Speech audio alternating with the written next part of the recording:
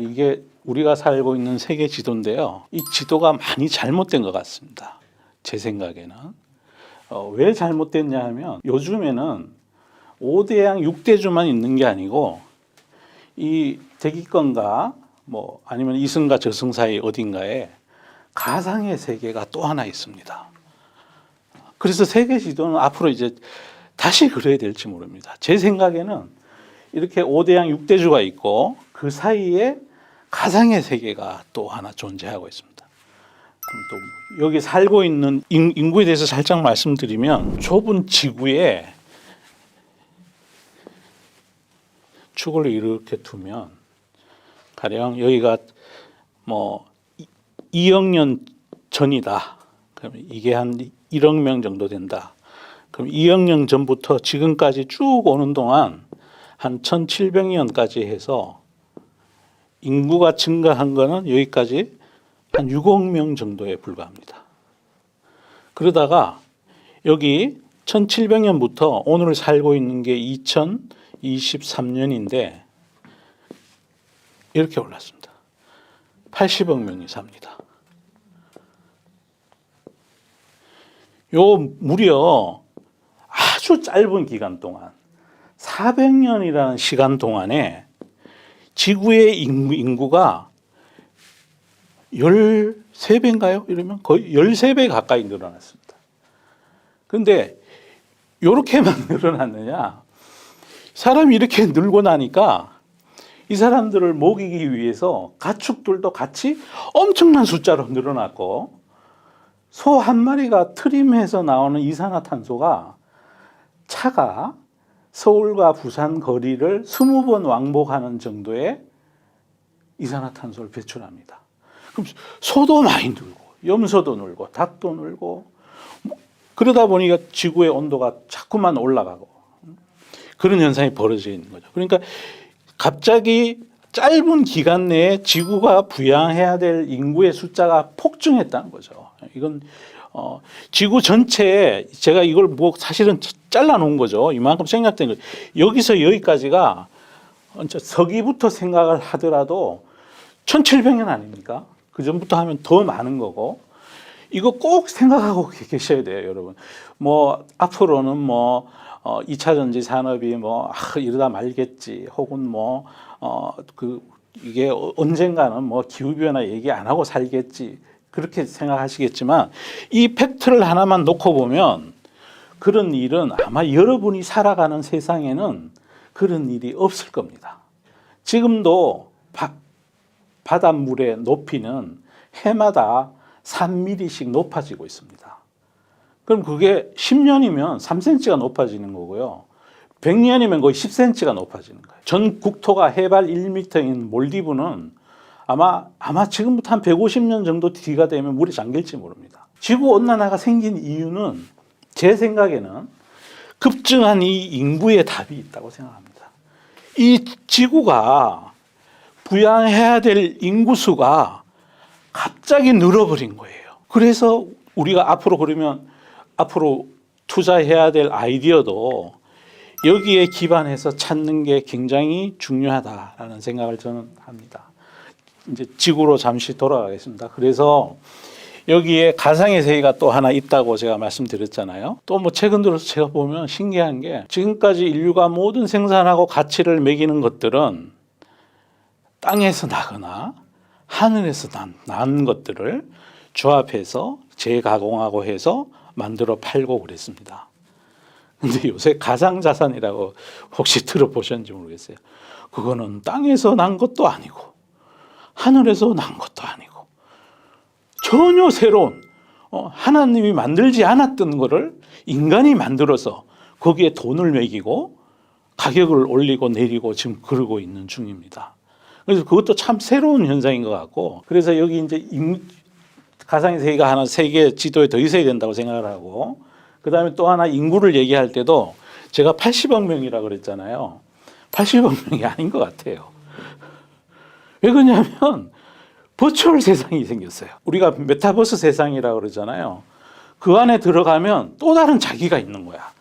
그 또 다른 자기를 위해서 거기서 또 돈을 써. 그래서 그것도 세계 인구에 더하기를 해야 돼. 80억 명이 있는데 여기 더하기 메타버스 안에 있는 자기 인구 더하기 또 있어요. 여기다 뭘 더해야냐면 이제 조만간 가셔야 되겠지만 로봇을 더해야 돼요. 그러면 지구의 인구가 계속 늘어나고 있는 거죠. 그런데 이건 또 뭐 지나가면서 하는 얘기지만 로봇은 생산은 하는데 소비는 안 합니다. 그래서 막 사람들이 걱정하잖아요. 로봇이 많이 늘고 나면 그러고 나면 우리 일자리는 어디로 가나. 로봇만 있는 경제는 소비가 안 되기 때문에 얘는 전기밖에 먹는 게 없잖아요. 처음에 만들기 위한 뭐 금속이나 뭐 전장 이런 게 필요할 뿐이지 그 경제가 돌아가지 않기 때문에 사람은 반드시 필요합니다. 어쨌든 이렇게 보면 앞으로 인구는 계속해서 늘어나는데 그 늘어나는 인구 속에 이제는 진짜 가상의 세계에 가상의 원리에 사는 자기 아바타들도 함께 살아. 그래서 인구 얘기를 전체 인구 얘기는 이게 왜 우리가 2차 전지니 신재생 에너지니 그렇게 된 근본적인 원인이 저 인구가 아닐까 이제 제 생각을 말씀드렸고 그다음 또 현실 세계로 살짝 내려와서 이 지구의 요 윗부분이 여기가 북해기선이 지나갑니다.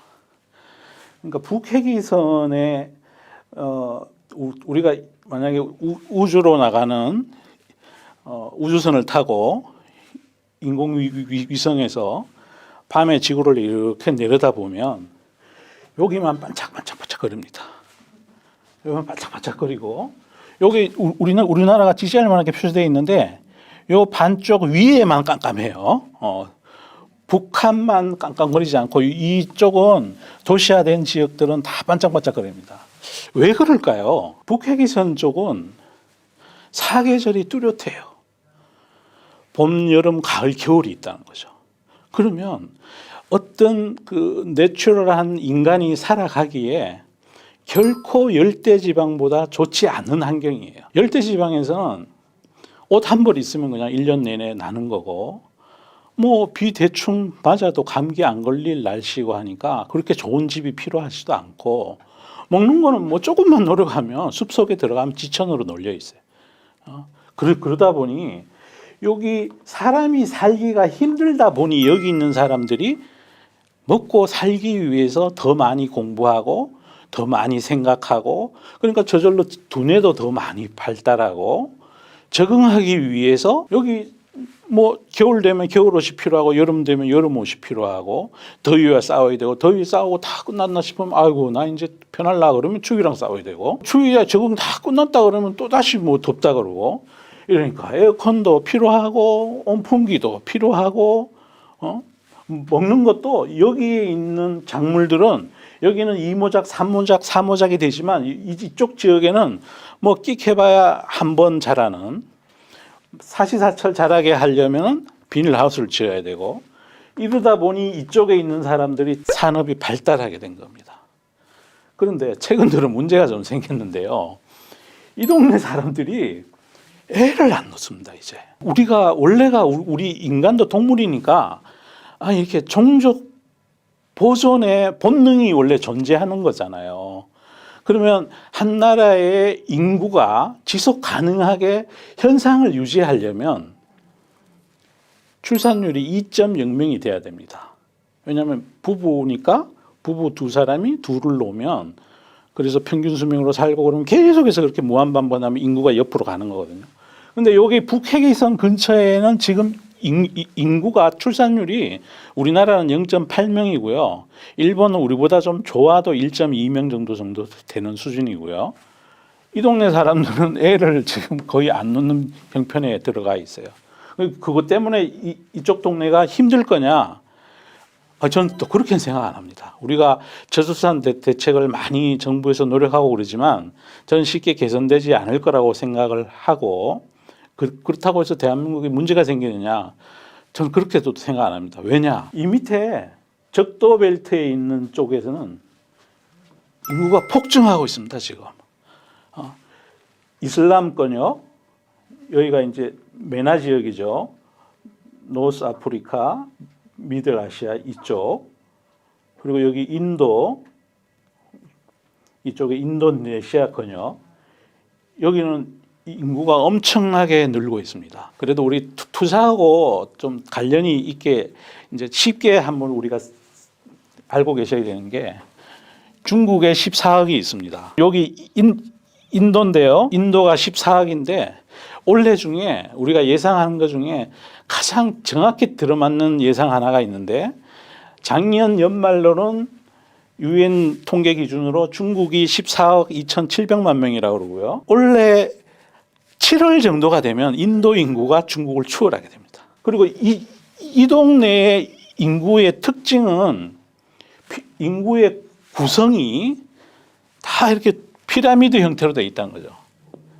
이렇게 생긴 젊은 사람이 무지 많은. 예를 들어 인도만 같아도 30세 이하의 인구 구성이 거의 뭐 70% 넘어가 있습니다.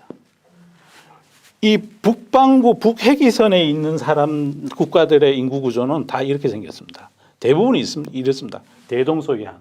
그리고 한 해 한 해가 지나갈 때마다 이거는 위가 점점 뚱뚱해지고 밑에가 이렇게 되고 계속해서 그래서 나중 되면 뭐 이렇게 고려청자 달랑아리처럼 이렇게 될지도 모릅니다. 고려청자 매병이죠. 그래서 여기에 있는 젊은 친구들이 결국 북해기선 쪽에 있는 쪽으로 많이 옮겨오게 될 거다. 여러분 놀라운 통계 하나 있습니다. 유럽에 새로 진입하는 이민자 중에 80% 정도가 이슬람 사람들입니다. 미국에 진입하는 사람들도 거의 다 이 남쪽 벨트에서 미국으로 올라가게 됩니다. 그래서 우리가 인구가 없으면 산업이 공동화되면 어떡하지? 이런 걱정은 좀 안 하셔도 될 것 같고요. 그래서 결국 우리나라도 국채를 유지를 하고 계속해서 산업을 발전시키려면 이민자를 많이 받을 수밖에 없지 않겠느냐. 미국처럼. 그런 생각을 하고 있고요. 그리고 이제 학교 출산율을 이렇게 간단히 살펴보면 이쪽 권역은 3.0명입니다.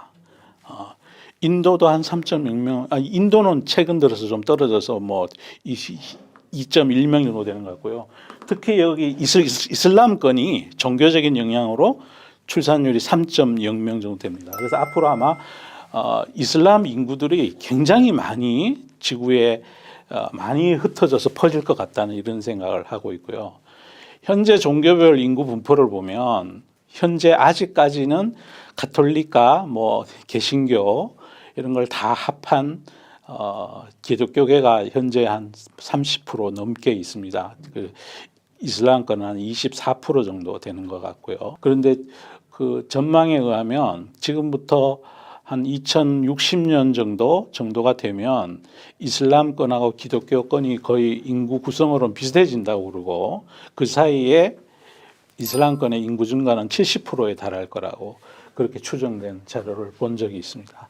그래서 그러면 이제 앞으로 가령 어떤 소비재 기업이 뭐 물건을 판다 그럴 때 옛날에는 혹시 그 뭐 이런 거 있었잖아요. 중국 가서 양말 한 장만 팔아도 몇 개를 판다 이런 얘기 하셨잖아요. 그죠? 그런데 이제는 중국 가서 파는 게 아니라 이 중동권에 가서 팔고 인도 가서 팔아야 그게 정말 돈이 된다. 그래서 제가 가만히 생각해 보니 이 동네 가서 잘하고 있는 한국 기업들이 있어요. 그러니까 어떤 기업이 거기 가서 우연히 잘하게 된 게 아니라 만약에 그렇다면 그 기업은 주식을 살 필요가 없는데 이쪽 권역이 앞으로 인구가 팽창해 가고 이 사람들에게서 뭘 양말 한 짝을 팔면 돈이 되겠다는 걸 기업이 알고 거기에 자기의 재무 능력과 기술 능력을 투입하고 경영자가 그거를 안 상태에서 지속적으로 그거를 노력을 한다면 그 기업은 사서 장기 투자할 만한 것 같아요. 그래서 그런 기업이 2개 정도가 제 눈에는 보이더라고요. 하나는 라면 만드는 회사 중에 그쪽에 정말 열심히 노력하는 기업이 하나가 있고, 그래서 관련되는 신문 기사들을 제가 이렇게 쭉 읽어 보니까 여기 이제 젊은 경자분이 취임을 하시고 난 다음에 그러면서 공을 들인 게 그쪽 동네를 공을 들인. 그거는 참 어떻게 보면 장기 투자할 만하다. 그러다 보니 회사 주가는 쑥쑥 올라요.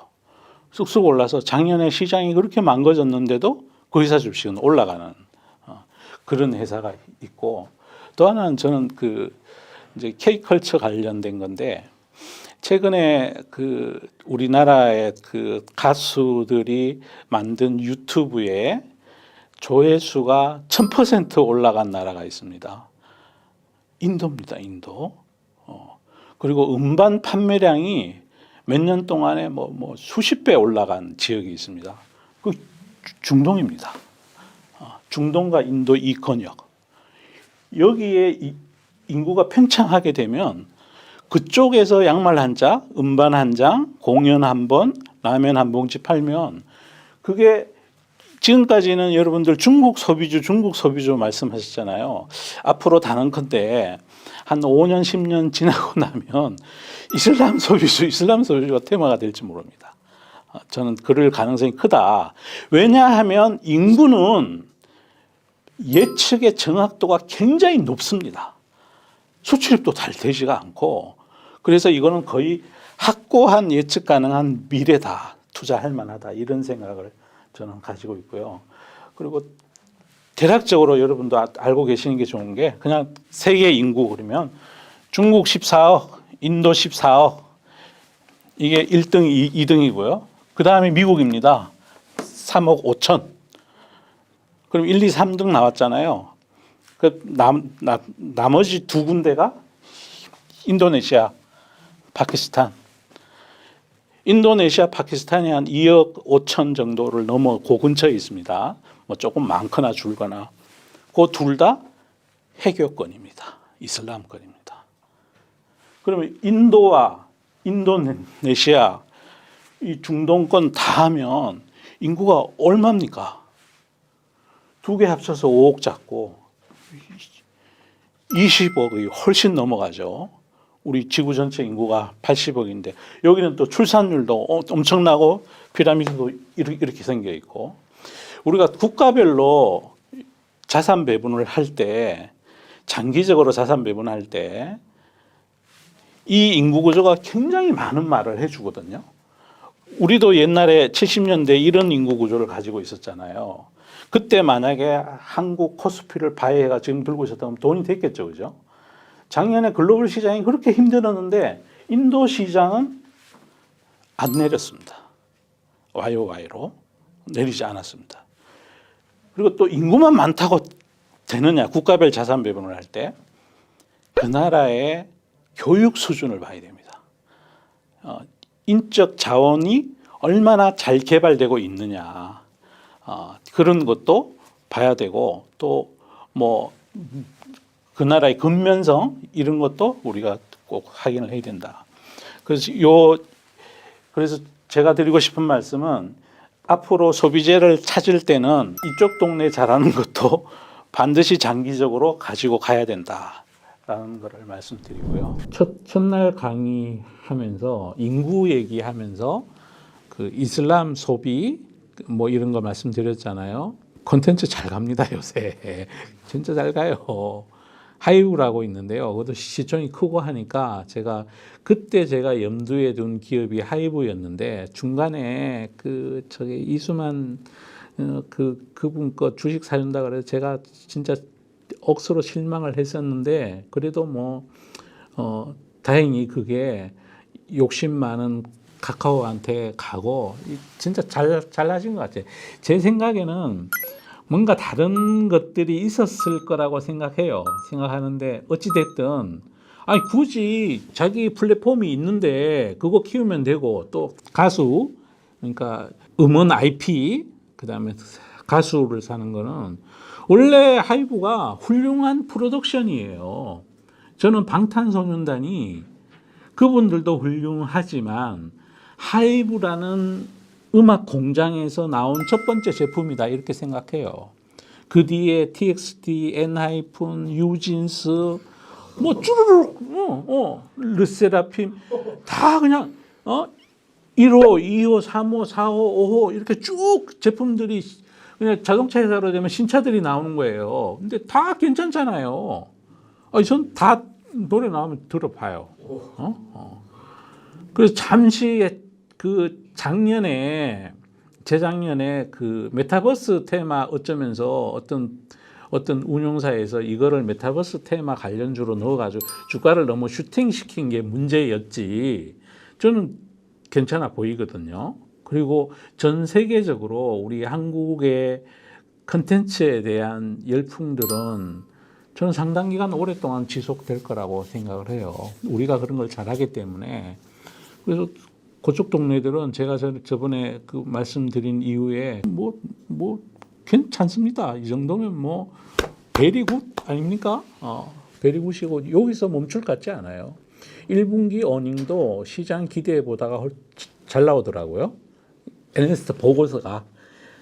저는 기업들의 전화를 해서 소통하는 게 하나도 없습니다. 아니 굳이 그걸 전화해서 물어봐야 됩니까?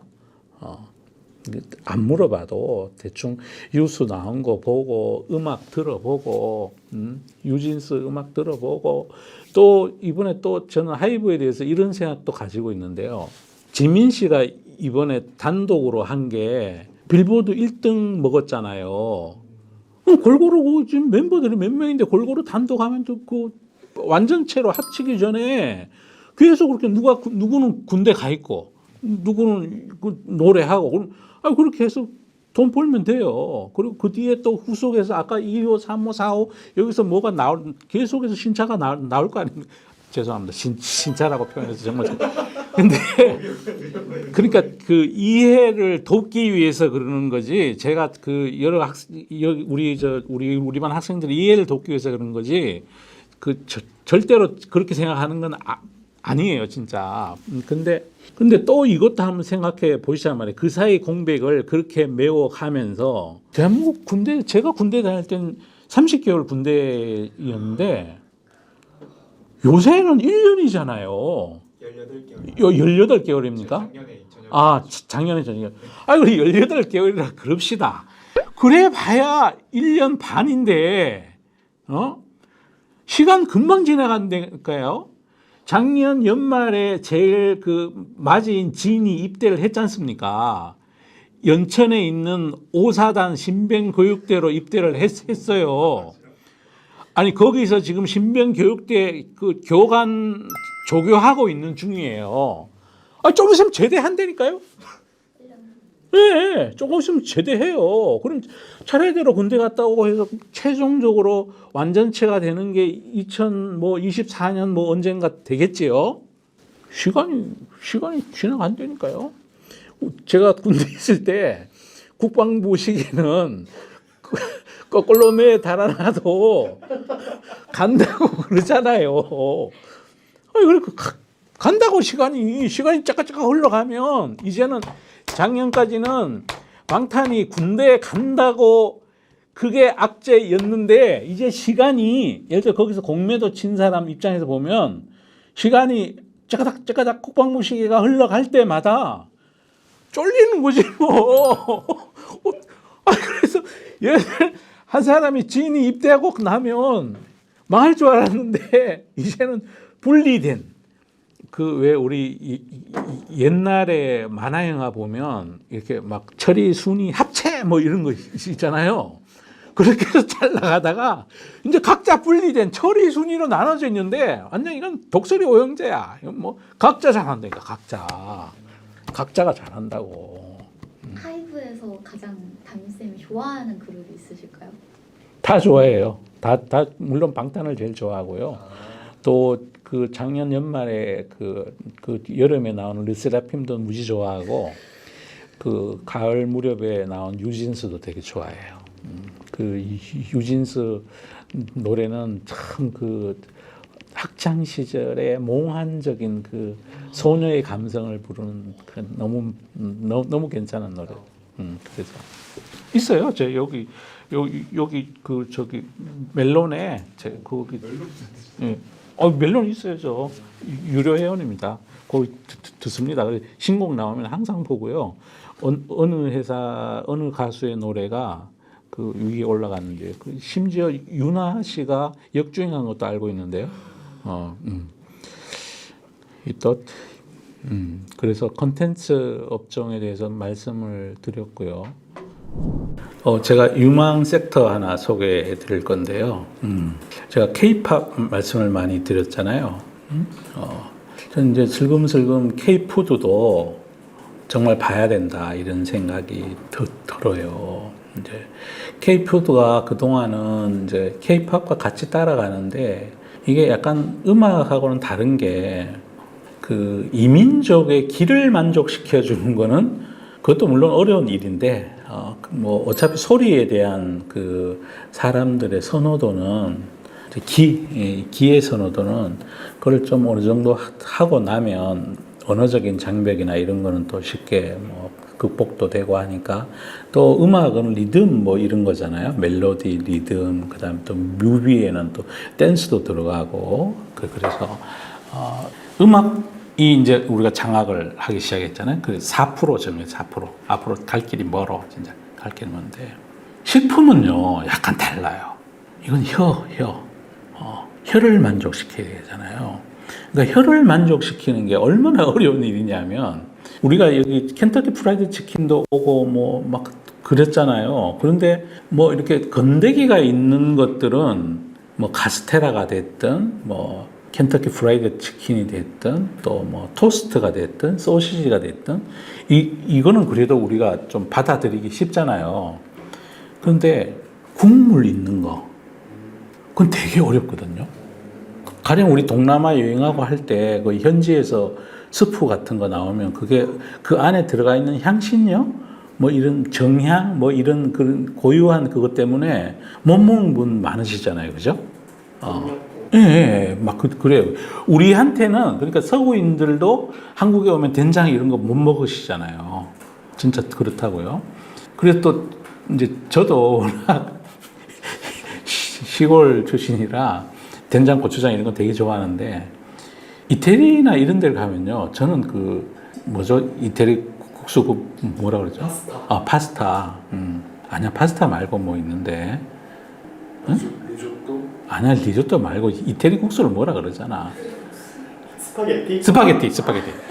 와. 이태리를 거의 한 5일간 여행한 적이 있었는데 5일 동안 매 끼니 스파게티만 나오는 거야. 나 진짜 죽는 줄 알았네. 진짜 죽는 줄 알았어. 진짜. 국수도 한국 국수랑 달리 약간 덜 익히잖아요. 그리고 좀 딱딱해요. 그런데다가 거기에 소스가 이렇게 뿌려져 있잖아요. 나는 그게 입에 안 맞는 거야. 그래서 되게 고생한 적이 있어요. 그리고 막 느끼하기도 하고 거기다가 막 치즈나 이런. 그래서 이게 타민족의 이 입안을 다 만족시키기가 굉장히 어렵거든요. 그래서 식품이 음악보다가 더 어려워요. 다른 나라에 진출하기가. 특히 국물이 있을수록 어려워. 이제 우리나라에서 해외로 나가는 그 식품 기업이 몇 개가 있는데 그 마요네즈 잘하는 회사가 있어요. 러시아에 마요네즈 팔아가 대박난 회사가 있어. 오뚜기라고. 그러니까 그것도 어쩌면 단일 맛이잖아요. 이미 글로벌에서 온 세계에서 공통으로 인정된 맛인 거잖아요. 마요네즈는 뭐 계란하고 식용유 섞어가 이렇게 만드는데 맛에 대해서는 통일감이 있는 거잖아요. 그런데 나머지 국물이 있고 뭐 이렇게 복잡하게 조리해서 나가는 거는 해외에 있는 타민족의 입안을 전체를 만족시키기가 음악보다도 엄청 어렵고 힘든 일이에요. 업의 본질상. 그런데요, 최근 들어서요, 라면이 엄청 팔리기 시작했어요. 자, 제가 이제 말씀드릴게요. 2016년에 우리 식품기업은 중국의 한한령이나 예상치 못한 악재를 만났다. 반한 감정이 위험 수위를 넘고 심각한 불매운동이 벌어지면서 롯데 칠성 음료는 뭐 통관이 보류되고 막 이랬대요. 이런 상황에서 농심의 현재 매출도 13.5% 꼬그라졌고 적자를 많이 냈대요. 제일제당도 그랬었고.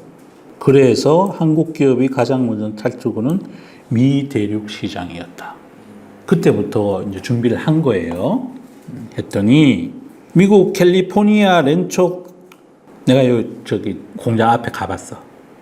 진짜 공장 잘 지었어. 진짜. 근데 26,000 그러니까 8,100평 규모의 미 공장에서 용기면 2개, 봉지면 1개 라인이 하루 종일 쉴 새 없이 돌아간다. 그 제가 갔을 때에도 미국에 있는 백인들이 이걸 많이 먹지 않고요. 히스패닉계 있잖아요. 멕시코에서 넘어온 분이 서부에 많이 있어요. 멕시코 음식은 약간 매운 거 좋아하잖아요. 매운 게 들어가 있으니까. 그래서 이분들이 많이 먹기 시작했는데 그때까지만 해도 농심 미국에서 뭐 막 엄청 잘한다는 얘기를 제가 못 들었거든요. 그런데 바로 인근 1공장에서 생산된 라면까지 합치면 분당 2,600씩 라면 1년에 대략 8억 5천만 개다. 다 이렇게 돼 있어요. 여기서부터 보시면요. K푸드는 지금 미 대륙 어디에서나 즐길 수 있는 월드푸드다. 10년 전만 해도 불가능했던 일이었다. 10년 전이면 2014년이잖아요.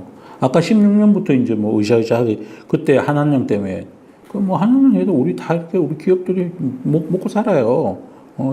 K푸드의 불모지나 다름없다고 얘기해졌던 미 대륙을 우리 기업들이 자금을 쏟아붓고 물량 공세를 하면서 덩치와 인지도를 키워서 시장을 뚫어냈다. 사드와 한한령이라는 암초를 만나 위기를 겪은 항공식품 기업들이 중국 시장의 대안으로 북미와 남비라는 거대한 영토를 주목하고 집중 공격했다. 미국 워싱턴, 뉴욕 같은 대도시는 물론이고 알래스카, 요세미티 국립공원, 요세미티 국립공원은 우리 한국 사람들이 많이 가서 이거 라면 많이 사 먹을 거야. 스위스에요. 융프로라우라고 꼭대기 올라가면 매점이 있거든요. 거기 라면 팔아요. 신라면 팔아요. 진짜 대단한 정말. 근데 거기 가면 꼭 그게 먹고 싶어져. 그래서 보면 한국 사람들이 모여 앉아가지고 라면 먹고 있어. 근데 거기가 지대가 높잖아요. 라면 잘 안 익어요. 멕시코, 가달라하라, 몬테레이, 브라질, 살바도스, 산토스, 북미, 남미 구석구석까지 한국이 만든 K푸드가 있대요. 그래서 그 유럽에 팔린 거는 한국 사람들이 그러니까 해외 수출되는 라면 중에 예전에는요. 해외를 여행하는 한국 사람들이 그걸 먹었잖아요. 그리고 또 돌아오는 기내에서는 꼭 라면 끓여달라고 그래가지고 예전에 또 난리 나고 그랬죠. 비즈니스 사건 안에. 지난달 초에 미국 하와이 마우이 섬에서도 동쪽 끝에 위치한 곳으로 관광객이 거의 드나들지 않았던 원주민 1,500명만이 거주한 조용한 외딴 섬이래요. 그런데 트레킹을 하던 회사원 정모 씨가 6평 정도 되는 이곳 로컬 그로서리 샵, 그러니까 잡화점이죠. 잡화점에서 우리로 치면 이제 동네 슈퍼에서 CJ 제일제당 비비고의 라이스 메들리라는 제품을 발견했대요. 와우. 원주민이 1,500명 사는데. 응? 전자레인지에 돌리면 현지인 입맛에 맞는 곡물밥이 되는 해외용 햇빵 같은 제품이다. 미국 아닌 어떤 외딴 지역에서도 K푸드를 살 수 있는 시대가 된 것 같다. 브라보. 브라보. 자, 이것도 중요해요. 가능성을 캐낸 것은 위기 덕분이다. 우리 민족이요. 어디 장애물에 부딪히면 반드시 극복합니다. 아니, A가 안 되면 B가 하면 되지 뭐. 이 종목으로 못 먹으면 딴 종목으로 먹으면 되지 뭐. 굳이 우리 주식 투자하면서도 중국의 한한령 때문에 사드 때문에 뭐 우리 거 안 팔아줘 이러면 거기다 계속 노력했더라면 이걸 못 만들었을 거 아니에요. 주식할 때도 그랬다니까요. 내가 주식을 사는데 걔가 내 대가리를 자꾸 머리를 때려. 자꾸만 날 싫어해. 그러면 에이 그래 안녕 하고 다른 거 사서 먹으면 되지 뭐. 2017년 농심은 중국 한한에 부딪혀 현지 매출이 뭐 아까 말씀드렸던 거고 세계은행에 따르면 중국 인구는 뭐 중국 인구도 알고 이제 문제는 중요한 거죠. 이제 북미와 남미 대륙의 인구가 10억 명이니까 거의 만만치 않아요. 그런데 소득은요. 중국의 1인당 GNI 내 소득이 12,000달러 정도 되는 거고 미국은 7만 달러, 캐나다는 5만 달러예요. 여기 라면 먹고 있어요 지금 여기. 센트럴 파크에서 라면 먹고 있다니까 라면 먹고 있어. 아이고 맛있겠다. 오늘 우리 끝나고 컵라면. 그 위에 라면. 아, 이제? 자, 지금부터예요. 이것도 중요해요. 농심은 2019년부터 신라면 강국 한 피를 3개를 올리는 신라면으로 바꾸고 월드스타, 우리의 스타 손흥민을 모델로 내세웠다. 2020년에는 미국, 캐나다 판매 법인을 세웠고 작년 4월에는 LA에 공장 하나 더 지었어. 이 공장을 지었어. 2005년에는 제1공장을 지은 지 17년 만에 생산 라인을 3개로 늘려가지고 70% 늘렸대, 70%. 응? 평균 가동률은 73.3이고 해외 사업소 평균보다가 41.8보다 훨씬 높대. 쭉 넷플릭스가 2020년 생산한 미국 리미티드 시리즈 드라마 조용한 희망에도 주인공 마거렛 컬리가 야 이름도 이쁘다. 라면 먹어서 이쁘나? 마거렛 컬리가 매일 신라면을 끓이는 장면이 나오는데 넷플릭스에. 예? 덕분에 작년 신라면은 출시 36년 만에 처음으로 국내와 해외를 합쳐 매출 1조 원을 넘겼대. 1조예요, 1조. 북미 시장 매출액은 2,381억 원으로 늘어가지고 전체 매출의 22%를 차지하게 됐대요. 1분기 연결 기준 매출액은 8,605억, 1분기에만. 그러면 곱하기 4를 하면 대충 3조 얼마 넘어가겠죠. 영업이익은 638억을 기록했다. 주가가 열심히 오르고 있습니다. 그리고 또 하나 말씀드릴 거는 IT 제품은 단가가 떨어져요. 저는 라면값 내린 걸 본 적이 없네, 진짜. 그리고 작년에 그 공급 우려 때문에, 공급망 붕괴 때문에 밀값 오르고 팜유 가격이 올랐다고 제가 우크라이나 해바라기 그 때문에 팜유 가격이 오르고 이럴 때 그런저런 이유로 다 올렸다니까, 가격을 올렸는데 이제 그게 떨어져도 얘네들은 안 내려. 그래서 우리 돌고래 독수리 여러분들은 이런 주식이요, 급등은 안 하는데 IT 뭐 화려한 그거보다요 훨씬 안전해요. 그리고 해마다 올라. 해마다. 얘만 그런 게 아니야. 농심 말고 또 라면 회사가 또 있잖아. 또 있는데 이슬람 뭐 이래가지고 걔도 뭐 옆으로 막 그 흑해 어쩌고 막 내리고 그러다가 오늘 막 7%인가 막 얼마 올랐어요. 그래서 이게 그 종목을 고르실 때 유통업을 고르는 것보다가 해마다 단가가 올라가는 이 동네 주식이 훨씬 나아요. 근데 이 동네도 안 오르는 주식 하나 있어. 아까 예를 들어 비비고 뭐 했던 그 CJ 제일제당은 잘 안 올라요. 이유가 있어요. 제품이 너무 많아. 하나가 잘 팔리면 뭐 하나 또 구조조정하고 그래. 아마 지급 품목이 뭐 4천 몇 개든가 막 그래. 그럼 그게 다 팔리긴 어렵잖아요. 그러니까 전략적으로 되는 것만 집중을 해야 되는데 거기 뭐 하여튼 다른 사연이 있어. 내가 여기 공개된 자리에서 말씀을 못 드리는데 어쨌든 전략적인 포지셔닝을 잘 안 하는 그런 문제가 있고 또 하나가 그 회사에 이제 바이오 사업부라 그러는데 그 라이신인가 뭐 그거 하는 데들이 있고 그래요. 하여튼 거기가 이익 비중이 커요. 그게 약간 들었다 놨다 한다고. 또 그거는 중국의 돼지 사육하는데 그 사료로 많이 쓰이는 원료 물질이기도 하고 그래서 하여튼 거기 막 분석하기가 너무 힘들어. 너무 힘들어. 그래서 아마 똑같은 식품 회사인데 어떤 회사는 주구장창 몇 년째 내리거나 기고 어떤 회사는 이렇게 쭉 가. 한 해 잠깐 그 공급 부족 밀가루 가격이 오른다 이러면 또 그걸 또 그때 기다려 파는 사람도 있어요. 근데 올린다니까요. 무슨 핑계를 대도 가격을 올린다니까요. 그래가지고 그거 원재료 가격이 떨어져도 안 내려요. 이 핑계 저 핑계 대가 안 내려. 그걸 안 내리는 거를 소비자들로부터 용인받기 위해서 또 수많은 언론 플레이도 하고 광고도 많이 하시잖아.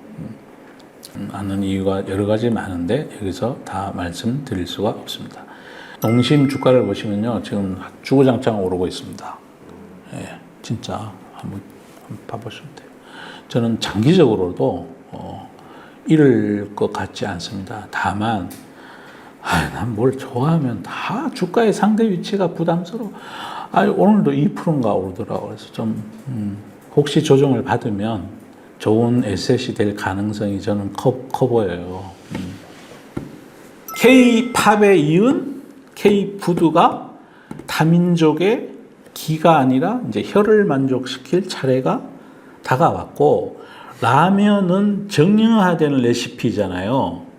끓이기가 쉽단 말이죠. 그리고 또 라면 안에 들어가는 수프에 그 나라 민족이 싫어하는 대부분 사람들이 싫어하는 게 맛을 싫어하는 게 아니라 코끝을 찌르는 냄새를 싫어하는 거거든.